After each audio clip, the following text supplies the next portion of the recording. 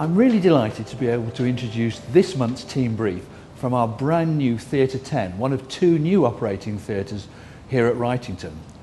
And actually today was the very first day that this theatre has been used, so there were operations here this morning. Now if you're wondering why I'm not in theatre scrubs, it's because that was the last operation of the day and it will be thoroughly cleaned before anything happens tomorrow.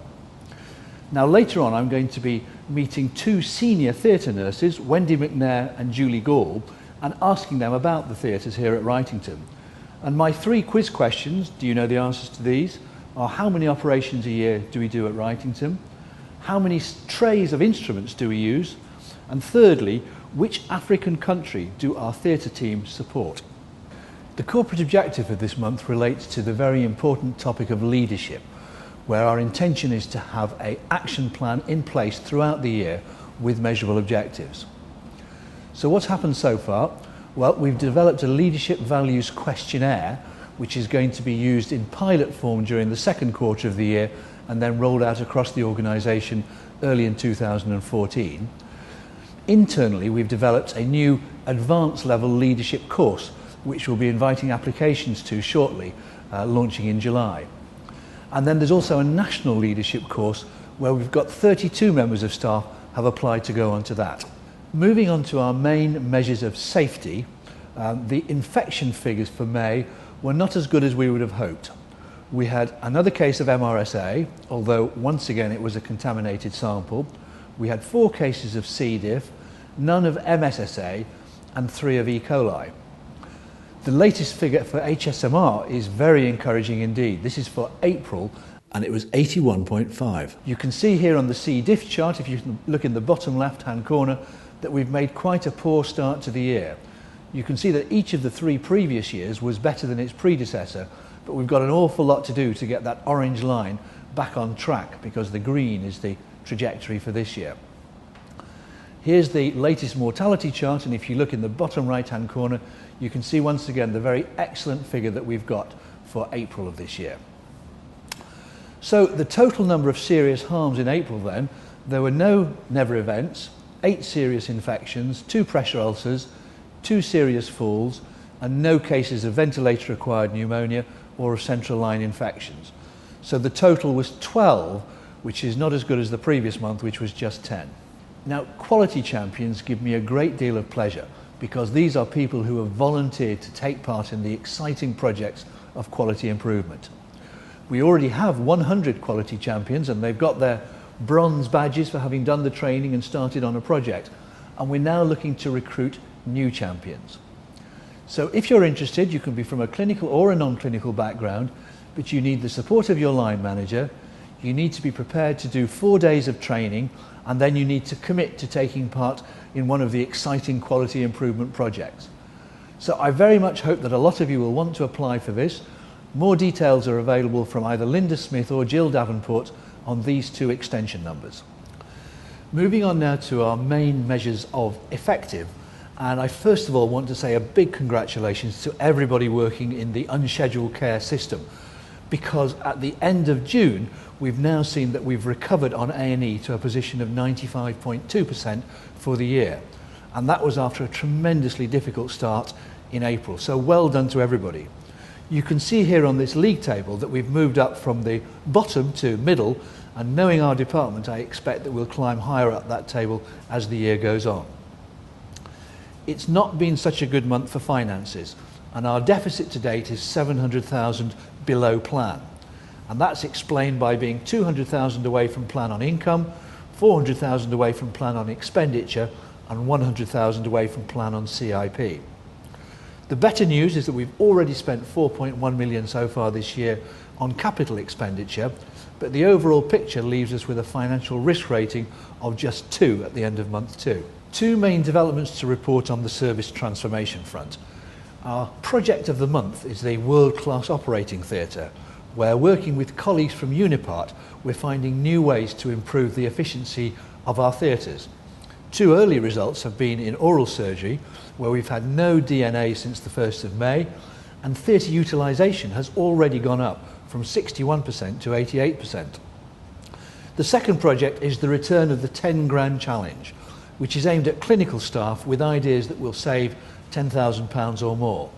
And there will be a first prize of a new iPad for the best suggestion, and then there'll be a second and third prize as well. So you can see more details here on how to submit any ideas. Service and site developments include the continuing work to prepare for the demolition of South Ward, the planning of the new cancer care centre and the new pathology unit through a business case. Anybody who's been past the Elms recently will see the residential block is being demolished at present. And on IM&T, we've introduced the new ICE computer system in GP surgeries and also the successful implementation of the Breast Family History Service in Choose and Book. I'm really pleased at the response to my request last month to increase the returns for the Family and Friends test, because we had 600 cards in June, which was a big increase. However, it's really important that this continues because the project is now live from July. So please, staff on the wards and in the A&E department, do hand out those friends and family cards. Now some news about successes for the Trust. Our finance department has been shortlisted in the Health Service Journal Awards category of efficiency and training, and they'll be presenting their case on the 12th of July, and then the winners will be announced on the 25th of September. And our IM&T department has been shortlisted in the eHealth Insider Awards for the best use of IT, and the winners for that one will be announced on the 10th of October. Now a date for your diaries. The annual Recognising Excellence Awards will take place at the DW Stadium on the 8th of November. As usual, there are 5 categories. We do want to have lots of entries. It's a fabulous evening, so please do put your entry forward, and the details will be available on the Recognising Excellence Awards microsite. Congratulations now to Lynn Barton, who is the Employee of the Month for May. Lynn works as an A&E secretary, and she has an intense workload doing almost everything in the department. She's really appreciated by all the staff, and she is unfailingly cheerful. So many congratulations to Lynn. Now a couple of events coming up that you might be interested in. This Sunday there's a free family fun day.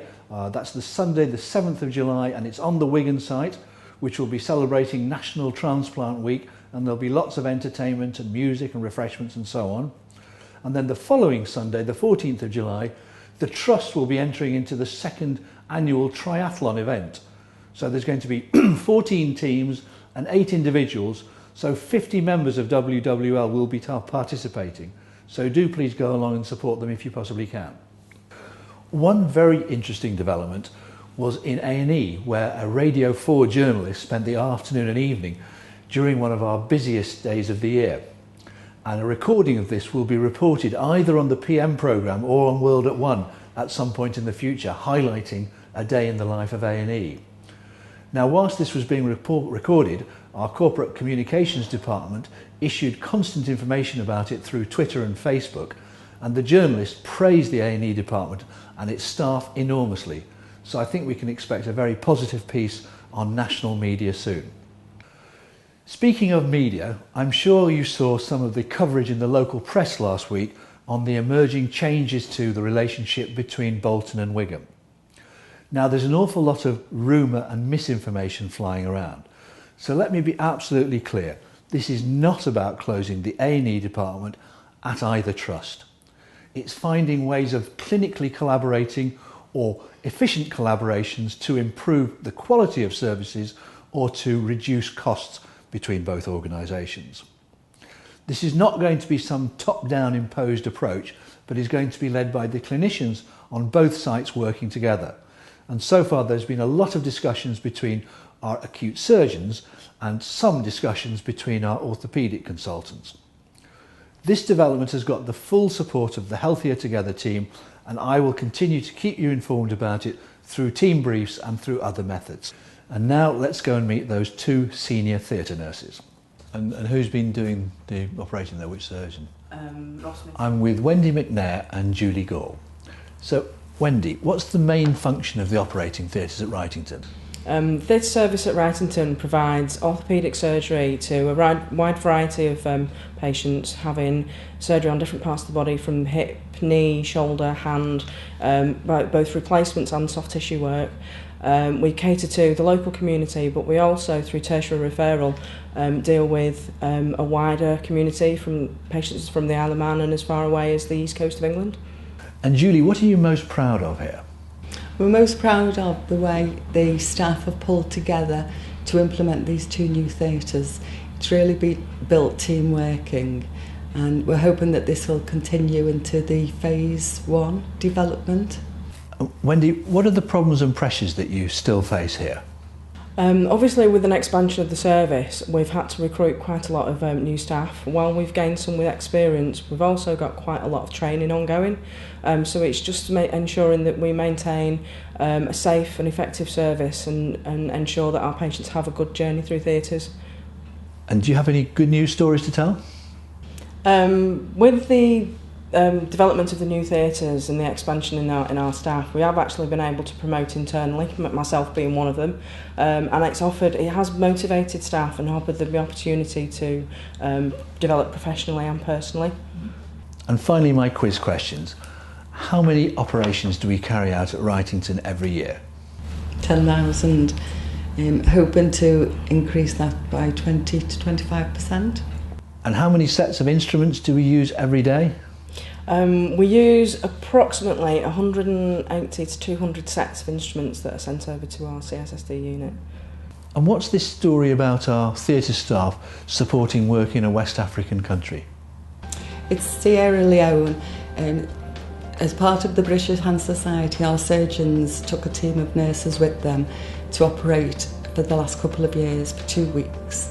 The nurses gave up their time, and the trust also gave them some time to go.